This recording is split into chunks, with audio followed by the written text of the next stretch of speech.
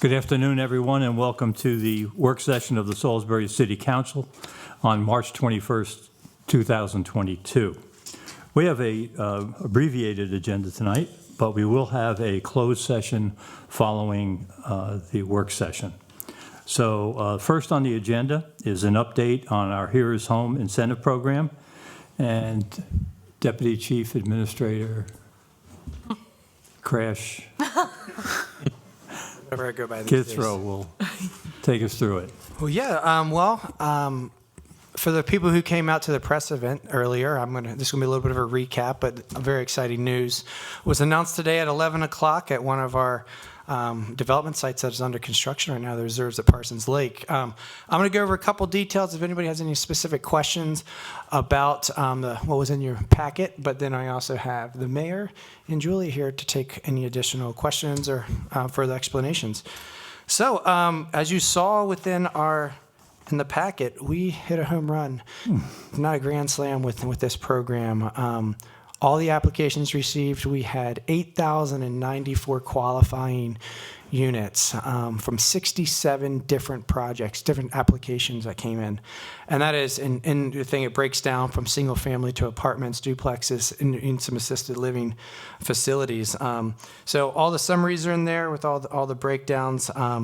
You can also see highlighted in blue which are the properties that are annexation. So those would be annexed into the city as our city expands.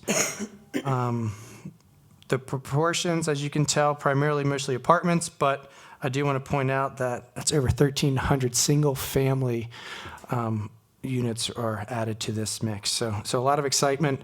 Also, one of the graphics that was presented today, which we can also share, is where the locations of all of these are, and they're all across the map on the west side of town, north side, south, and east. So a lot of exciting, a lot of growth, a lot of opportunity there. So any questions specifically about the program or process?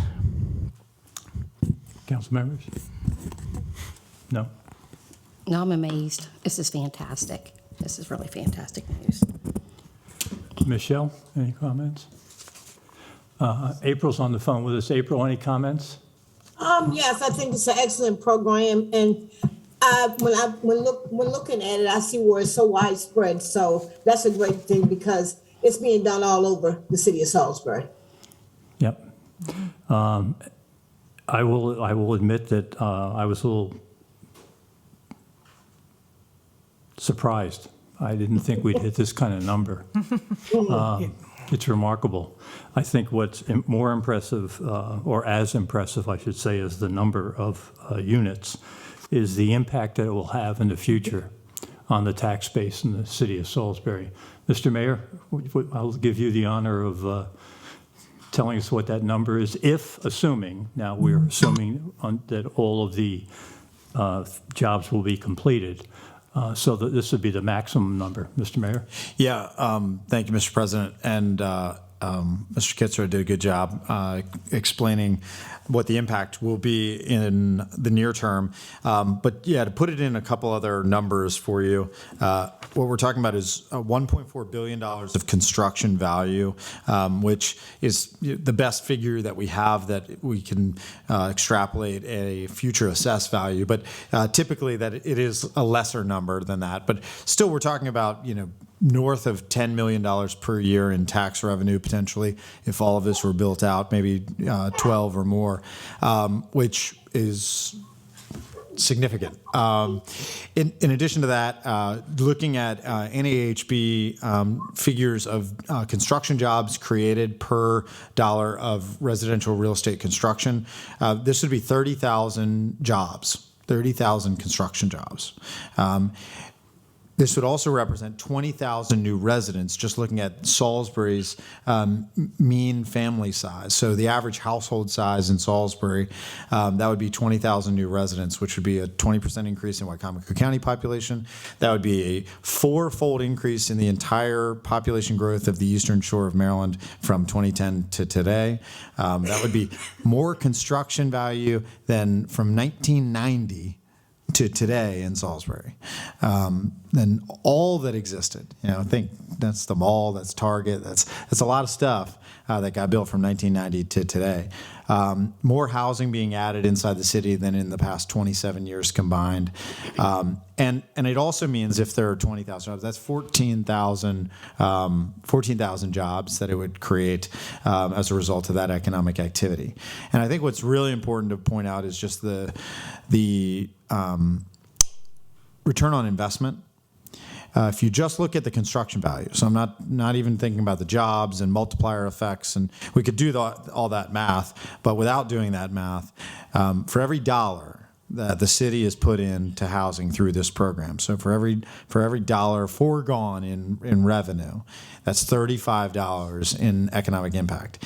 And you look at most things that we've assessed in terms of the economic impact, and we're usually looking at like, wow, that's $1.30 for every dollar we're putting in, or that's $1.60 for every dollar we're putting. This is $35 for every dollar we're putting in. So in terms of a return on investment basis, yes, it surprised us all, but it also shows, I think, tremendous value in terms of what's created. So obviously we hope that this presents relief for people.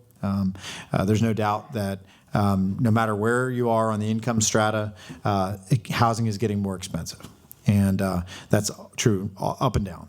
And so it's our hope, it's your hope, I know, that we can provide some relief. And my hope is we have. By the way, some of these projects are already under construction now. So that's worth pointing out. And then on top of that, there were developers who were present, property owners that were present today that shared that they'd be going under construction. Their permits had been issued and would be going under construction soon. So some of this relief is immediate, which is, I think, icing on the cake. Yeah. I think, if I remember correctly, when we had the initiation of this program, my comment was that I think it's the most important piece of legislation that I've ever voted on. And I think this speaks to that point.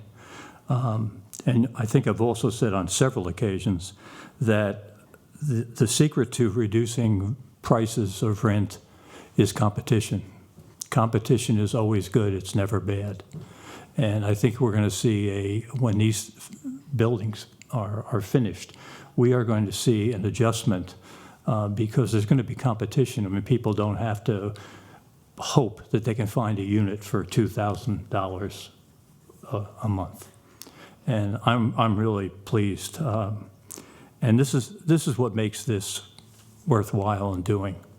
And I look forward to more of these kinds of things during my stint on the council. So congratulations to the team that put it together, and thank you to all of the people who have taken advantage of this. And if we can get 60 to 70% participation and finish, I think we'll be in good shape. Mr. President, I think one of the things I would add to what you said is what this will do with the newer construction. There's going to be a lot of people that want to move into the new apartments, new townhomes, new homes. So when you look at the older housing stock, specifically the older rental housing stock, they're not going to be able to get $1,600 a month for rent for a 3-bedroom home, because that home's not going to be that quality. So it's either going to force them to significantly lower their rent for those properties or invest in them and make them worth that. So I think it does on both ends. It a lot of the stuff does need to be upgraded. One number I would like to see that maybe Keith can work on, and you probably know where I'm going with this. We have that revenue cap in here, and we talk about, the significant amount of revenue this is going to impact for the city. The county is going to see that same amount of impact. We're probably looking at sub $300 a month county property taxes with a revenue cap and that much money coming in. So, that's going to be, that would be a good number to have, and show them, being a partner and investing in this as well. You're going to see a 35-to-1 return on your investment. So that's all I got. Well stated, Mayor. Yes, it was. Okay, I think, let's get it done. Yep. That's my thought. Thank you, Andy. Appreciate it very much. That concludes the items on the agenda, and it was a very good day to have that on the agenda. So I'll now have a call for remarks, and I do have a request from Mary Ashanti. Mary, if you'd like to go to the podium.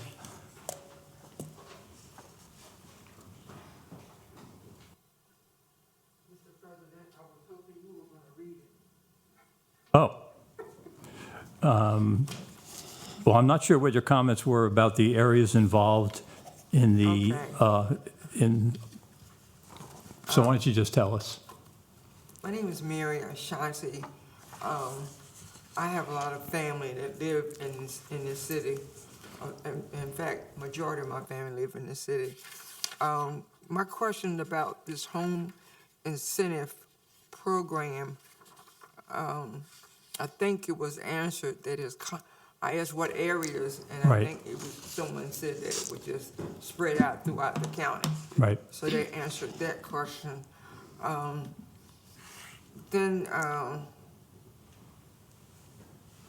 I don't know what else. You have the criteria that, Right, the criteria. Mr. Mayor, do you want to comment on the criteria of what, What's the question? how they, Criteria to criteria be- for the incentive program? All housing, any housing. All you have to do is build any housing of any kind whatsoever, and you're in. Okay, I heard that units would be 2,000 a month. Did I hear that right? No. Oh, praise God. No, there is no. no, the city has no role in determining what rent is. All this is the city saying, we won't take the permit fee money so that money can be put into creating the development. So trying to incentivize action, and clearly from the response from the marketplace was, there's a lot of action. So, folks that are in the lower income bracket, I was looking at something last night that kind of depressed me about the number of homes needed in this country, that we're in the entire country, and we're understocked. And so then it showed that there was a company that were buying homes and charging about $2,000 a month or more for those homes. Yeah. So homes that people could, I guess, really buy as homeowners, but they don't have the kind of money that the corporation have. So I'm just, concerned about people being able to buy or rent, be able to rent at a decent home for a decent price. Yeah, Those Mary, concerns. as I said, I think that what you're going to see, because of the competition and the stock of homes, if we got half of this, it'd be 4,000 units. And I think as long as we keep the supply ahead of the demand, then you're going to see prices come down. That's what happens. That's supply and demand history. Okay. So I think that'll happen. Mary, I think you mentioned that there would be 30,000 construction jobs. Ma'am. And you mentioned 14,000 for something, I'm not sure. Permanent jobs created. So and that's just looking at the current rate of new population added to Salisbury.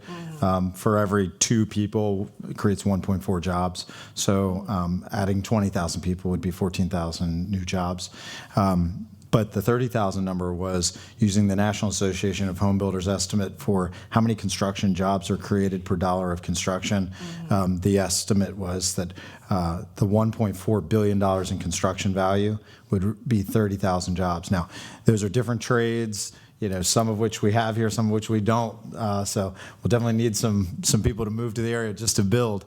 But again, in some ways, this is sort of a self-serving circle of, create activity, generate activity, draw people in, create jobs, create a reason for people to be at work. Right. And we do have, doesn't Warwick teach certain skills? Yes, ma'am. So we may have an opportunity to grow our own. Yes, ma'am. That would be good. I do have to put this out there. Some may see it as negative, but it's not meant to be. Sometime in projects like this,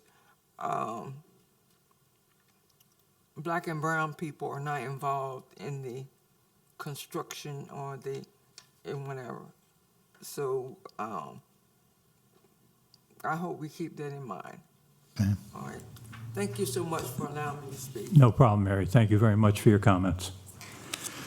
Okay, I will turn to the administration for comments. Sure. Let me start with the topic at hand, and if I can, just respond to Ms. Ashanti on her last point, which is just that it's not only that black and brown people are sometimes not involved in construction, it's also development, the real estate development side, which is frequently where a lot of the profits exist. And so while we don't have anything in this program that would incentivize one developer over another, what we do is recognize that that's a deficiency, and we've worked with partners, and there's a partner in this program who has a pretty significant project, who is an African-American man who's a developer, a real estate developer in our area, and I'm hopeful that project is one of the ones that comes to fruition. On top of that, I think this is a point that needs to be brought up every time we talk about anything, which is that we've always got to do a better job ensuring that historical barriers are coming down. It's something that Julia and Ron Strickler and I are learning in our Just City Fellowship program, which is also requires us to develop a manifesto about what we're going to do as a city. It also, I think, is something that our Truth and Reconciliation Committee, our Racial Healing Committee, it needs to be working on. And so I thank you for bringing it up. And it's not something we're not aware of, but it's something we can always continue to learn on. And if I can just switch topics for a second to, same topic, but if I can just build on the Vice President's point, which is that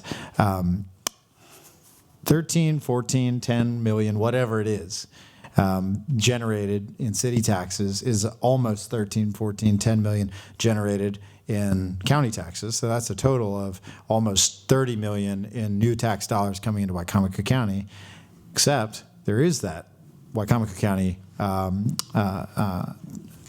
revenue cap. And what that means is all of the rest of us who currently pay property taxes, every single one of us, will see a reduction in our property tax bills. So you're welcome. And I think it's something that's got to be pointed out. And somebody ought to tell our county council members that the work that we do here is saving everybody else in Wycomico County money. And I'll say it again, you're welcome. I do think it's worth pointing out also that we recognize that this will have a significant burden on our staff, Department of Infrastructure and Development, our fire marshal's office. So we're working on trying to find ways to ensure that over the coming years, it's not all going to hit in 1 year, but over the coming years that they are sufficiently staffed to address the increased workload that's coming. And then just two other things. This morning, we had an all-staff meeting again. It's the first time we've been able to do that in 8 months. Normally that happens during this administration, has happened every 6 months. And so it's a great time to get together and celebrate the successes of each department and acknowledge award winners and things like that. But I just thought it was worth sharing that they were once again gathered in a room. Hasn't happened in a long time. And then tomorrow, Wednesday evening at 5 o'clock is one of our neighborhood walks. So those are coming back, starting at Truett Street Community Center. So 5 o'clock Wednesday. Mark your calendars. I'm going to do that as soon as I finish here. Thank you, Mr. Mayor. Appreciate it. Council comments. Mr. Boda. I agree with what the mayor's talking about and what he said, and I think it's a very exciting time to be in this city and to watch some, I would say, generational growth, but this is probably a lot like a 100-year flood. And it's exciting to see this, and I think in our conversations over the past few years, I said, once we get the first project going, it'll be like dominoes. And, now that the Ross is going up, people are seeing the action. They saw our action on improving our downtown, our city core, and the improvements throughout the city. I think developers want to be a part of a city that's growing and taking care of its infrastructure, planning its infrastructure, 5, 10, 15 years down the road. And I think many people want to be a part of that, a community like this, and we welcome those people that want to be a part of our community. So, thank you. Thank you. Ms. Jackson? Well, I muted myself and stopped. How do you do that? But my thing is the Here's Home program. I do support, and I am very glad for this. We really need these developments in housing in our community, in our city, even in the county, as the mayor has said. This is growth, and we need it. I shouted us out at the LASMA meeting about our Here's Home project. We're doing phenomenal things, and I'm proud of all of us. And all who have supported and who are doing, like Andy, who is really on his, up on 10 toes, as the kids say. He's doing his job, and we appreciate him. Mayor, you're doing a great job, Julia. Everybody's doing what needs to be done. So I'm looking forward to this. I'm seeing Salisbury growing now, even in my district, so far as Sassafras. I'm watching those homes go up by the dozens. So it's a great thing, and everyone should be grateful. And as Amir said, this will make the private landlords think about the cost of housing, that they're charging someone $1,500, $1,600, even $1,200 is a bit much here in the city of Salisbury right now for housing for people who can't afford it. So hopefully this is going to bring affordable housing just as well as housing, period. And housing is important to us. So, people who are not living now and living homelessly, maybe this will be just the right thing for them to get a great start. So I'm proud. And I do want to say next Tuesday, March the 29th, is Vietnam Veterans Day, and the VFW 10159 will be sponsoring that day. All are welcome. It's the anniversary for the Vietnam veterans. Everyone's welcome. Is from 6 to 9, and our mayor will be speaking. Will be our guest speaker, Mayor Jake Day. Thank you. Everyone have a good evening. Thank you, April. Angela? Well, I think April's assuming that Andy has 10 toes. I'm not sure. But you're assuming that. That's a lot to assume. Looking for the others. Yeah. 10 toes down. So anyhow, just ditto to what everyone has said. This is quite impressive. I think it's going to just do so many things for so many people in our city. Of course, it's going to impact the county, and that's big. I love everything I said earlier. The only final thing I like to say is, of course, if you're healthy enough, please donate blood. Thank you, Angela. Michelle? I don't know what else I can add to the conversation other than, I'm so excited for this. I agree with Jack. I'm a little bit taken aback by how big it is. I am happily so. I'm very surprised. So, yeah. Yeah. Thank you, Michelle. I don't have much more to add, although I did catch a subtle remark regarding future budgets and the potential for a need. So I didn't miss it, Mr. Mayor. I got it. I got the message. What you talking about? Well, you know, sometimes you're subtle, sometimes you're not, so. But that was very good, and we will keep that in mind. And I think it's good to talk about the need to add people when you have the ability to fund them, and that means growth, and that's always good. Other than that, please keep on praying for the people in the Ukraine. God bless those people.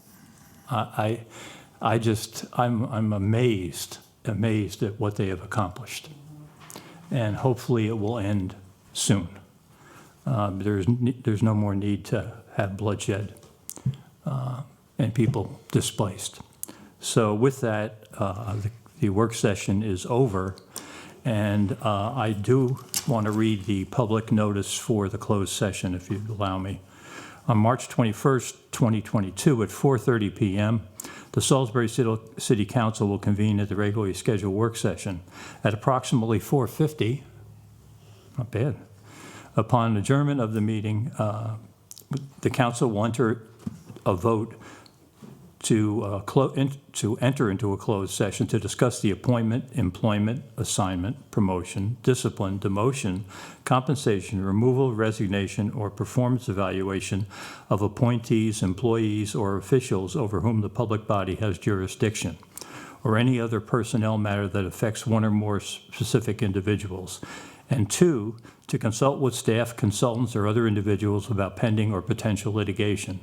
And in accordance with the annotated Code of Maryland, Section 3-305B18. And with that, I will call for a motion to go into closed session. So moved. So moved. Second. Mr. Boda And Ms. and Jackson. Ms. Jackson.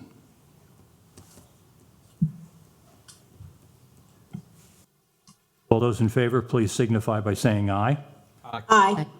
And the chair votes aye. We will enter into closed session now with a vote of 5-0. Thank you, everyone, for attending. We appreciate it.